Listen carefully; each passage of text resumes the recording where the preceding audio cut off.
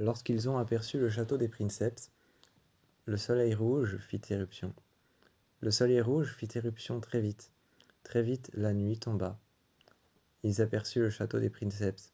Surpris, Bellamy, autant que Murphy, autant que Clark, autant que Emory, et tous les autres qui étaient présents, Echo, regardèrent le château pendant un instant, les armes baissées.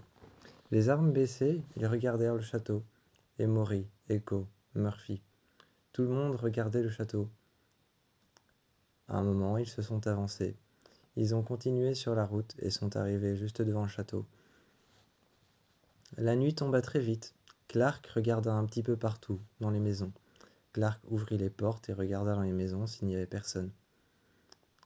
Elle se tourna vers Emory, se tourna vers Echo qui rangea son arme directement qu'elle avait dégainée sous son bras. Elle avait dégainé son arme sous son bras, qu'elle tenait juste en revers en face d'elle. La lame de son arme faisait la taille de son bras et était en revers contre son bras.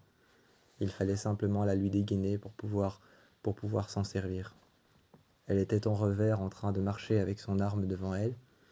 Clark était arrivé devant Echo et devant Emory, qui était en train de regarder avec une arme s'il n'y avait rien. Clark, elle, faisait la même chose. Arrivant devant Echo et Emory, elle leur dit alors « Bon, je crois qu'il n'y a personne ?» Alors que Murphy était parti se terrer dans un coin, derrière un mur, avec son arme, pensant que tout le monde était fou.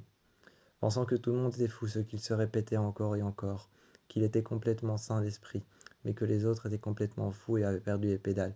Ça faisait un moment déjà que ça faisait déjà un moment que le soleil rouge était arrivé, mais pas assez pour avoir atteint les autres, seulement pour avoir atteint Murphy. Alors qu'il entendit un coup de sabre, et un hurlement, comme si quelqu'un s'était fait toucher, comme si quelqu'un s'était fait toucher à l'épaule ou alors au bras. Il entendit un hurlement et regarda juste par derrière le mur. Il vit alors Clark au sol et Echo au-dessus d'elle, avec la lame de son épée juste entre ses yeux au-dessus de son nez. Echo qui était en train de forcer sa lame, et Echo qui était en train de forcer contre le manche de sa lame pour pouvoir l'enfoncer entre les yeux de Clark. Clark qui était en train de résister contre Echo, qui était en train de résister contre toute sa force en tenant son arme, l'arme de Echo, en la tenant juste par la lame. Alors que le sang coulait entre ses doigts, elle serrait encore plus fort. À un moment, elle prit Echo par le buste et la poussa contre le sol. Elle se mit sur elle, mais c'est juste à ce moment-là que Clark commença à entendre des voix, celles de sa mère.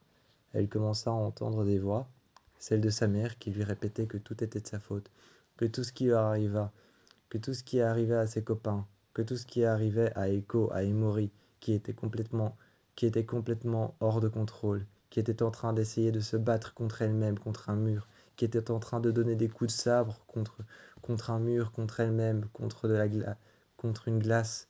À l'intérieur du château, lorsque Echo est rentrée, elle commença à mettre des coups de sabre partout, comme si elle avait l'impression de voir des gens. Elle avait l'impression de voir des gens. Elle disait voir des gens debout devant elle qui ne faisaient rien, qui la regardaient juste avec des petits yeux blancs pétillants. Juste avec des petits yeux blancs pétillants, ces gens ne faisaient rien, ils la regardaient, comme des ombres sournoises prisonnières autour d'elle. Elle était en train, elle était en train de frapper sur le sol, de frapper autour d'elle. Elle donnait des coups de revers, des coups de sabre et des coups de lame. À un moment, Emory a essayé de l'arrêter, mais Emory partit en combat avec elle. Elle commença à voir la même chose, des personnes rigides, raides, qui les regardaient, avec des yeux pétillants et brillants dans le noir. Clark commença alors à entendre des voix. Toujours sa mère qui lui disait que tout était de sa faute. Bellamy commença à frapper contre la porte pour essayer de rentrer.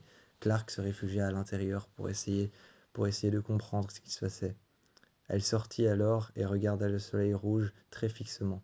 Elle comprit alors qu'il ne savait absolument pas, que aucun d'eux ne savait comment survivre ici. Elle sortit et essaya alors de calmer ses amis.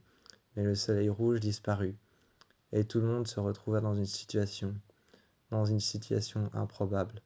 Echo contre un mur avec son sabre le long de son bras, presque dégainé comme pour attaquer quelqu'un. Murphy contre un mur avec son arme, ne se souvenant plus de rien. Tout le monde était à terre, blessé ou couvert de sang. En train de regarder le soleil rouge disparut. Clark comprit alors qu'il ne savait absolument pas comment survivre ici.